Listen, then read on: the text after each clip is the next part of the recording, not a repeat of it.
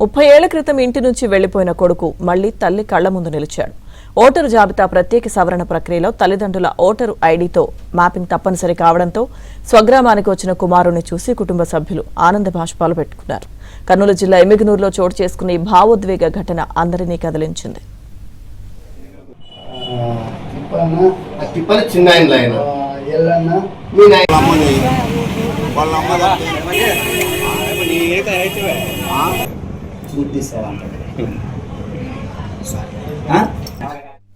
ఎమ్మిగనూరుకు చెందిన ఎల్లన్న ఎల్లమ్మ దంపతులకు 2 కుమారులు 3 కుమార్తెలు. చిన్న కుమారుడు రాముడు 1996లో 10వ తరగతి ఫెయిల్ కావడంతో చిన్నాన కుమారుడు నాగరాజుతో కలిసి ఇంట్లో చెప్పకుండా ముంబైకి వెళ్లిపోయాడు.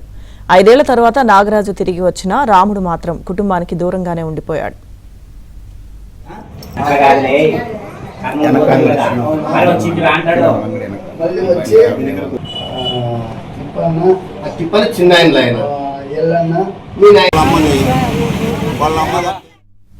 ముంబై నుంచి బెంగళూరుకు వెళ్లిన రాముడికి యశ్వంత్పూర్లో తమిళనాడుకు చెందిన ఓ కుటుంబం ఆశ్రయం కల్పించింది. అదే కుటుంబం తమ బంధువులైన సుశీలతో రాముడికి వివాహం జరిపించింది. అప్పటి నుంచి ఆటో డ్రైవర్గా పనిచేస్తూ బెంగళూరులోనే స్థిరపడ్డాడు.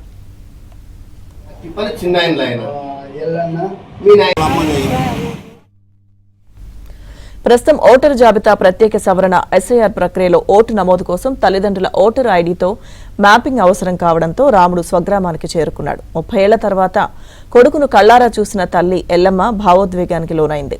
కుటుంబ సభ్యులు బంధువులు ఆనందంతో ఆప్యాయంగా ఆహ్వానించారు. ఓటరు నమోదు ప్రక్రియ ఓ కుటుంబాన్ని మళ్లీ ఒక్కటి చేసిన అరుదైన సంఘటనగా ఇది నిలిచింది.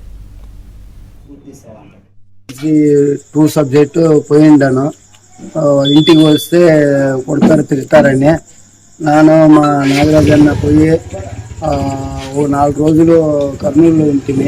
మళ్ళీ వచ్చి ఆదోనికి వస్తుంది. ఆదోని నుంచి బాంబే పోతుంది. బాంబేలో దాదార్లో రైల్వే స్టేషన్లో మిస్ అయిపోతుంది. వాళ్ళు పోయింటారు ఊరికి అనేసి నాన్న అనుకుంటుని నాన్న ఆడ 1.5 సంవత్సరాలు పనిచేస్తుంది. ఓట్ల దాంట్లో దీంట్లో తీసుకొని మళ్ళీ ఒక 5 ఏళ్ళు సంపాదించుకొని వచ్చి ఆదోనికి వస్తుంది. ఇంటికి పోదామని మళ్ళీ కొద్ది బ్రేష్ అయ్యా తర్వాత ఒక 2 పిక్చర్లు చూసి మైండ్ బ్రేష్ అయిపోయింది. మళ్ళీ బెంగళూరుకి ట్రైన్ ఎక్కినాయి. ఆడ ఓట్లో ఫ్యాక్టరీ దాంట్లో దీంట్లో పనిచేసి 1.5 సంవత్సరం క్లీనర్గా పనిచేస్తున్నాయి. తర్వాత ప్లాస్టిక్ లైన్లో అది ఇది అంటే చేసి 14/7/2006 మ్యారేజ్. తర్వాత ఒక కూతురు ఉంది, అది చనిపోతూ ఉంది. ఒక కూతురు చనిపోయింది. ఇప్పుడు క్రాస్పాలెంలో బాడీ ఇంట్లో ఉండాలి. ఇద్దరము ఇల్లు వదిలి పారిపోయినాము ఏమని అంటారని పెద్దలు. కొన్ని రోజులు కర్నూలులో ఉండి మళ్ళీ ఎమ్నూరుకి వచ్చి ఎమ్నూరులో మళ్ళీ మనసు మార్చుకొని ఆదోని పోయి ఆదోని నుంచి డైరెక్ట్ బొంబాయికి పోయినాము. బొంబాయిలోన ఫస్ట్ రోజే నైట్ మిస్ అయినాము. తర్వాత ఆయన ఎక్కడ పోయింది తెలియదు, నేను ఎక్కడ పోయింది ఆయనకి తెలియదు. తర్వాత నేను 5 years అట్లా ఉండి బొంబాయిలోనే నేను వచ్చినాను. వచ్చిన తర్వాత నేను మామూలుగా మా ఫాదర్ వాళ్ళ దగ్గరే ఉన్నాను, ఎక్కడ పోలేదు. ఇంకా ఇక్కడే ఇది చేసుకుంటున్నాము. ఇప్పుడు ఈయన 30 సంవత్సరాల మీద 1.5 అవుతుంది పోయి 96లో. ఇప్పుడు ఆయన మీ అబ్బాయి అనే వచ్చినాడు. ఆయన కూడా అన్ని చెప్తున్నాడు మావి డీటెయిల్స్, కానీ కొంచెం గుర్తు లేవు ఆయనకి. కానీ మాకైతే ఆయన అని మాకు కన్ఫర్మ్ అయింది.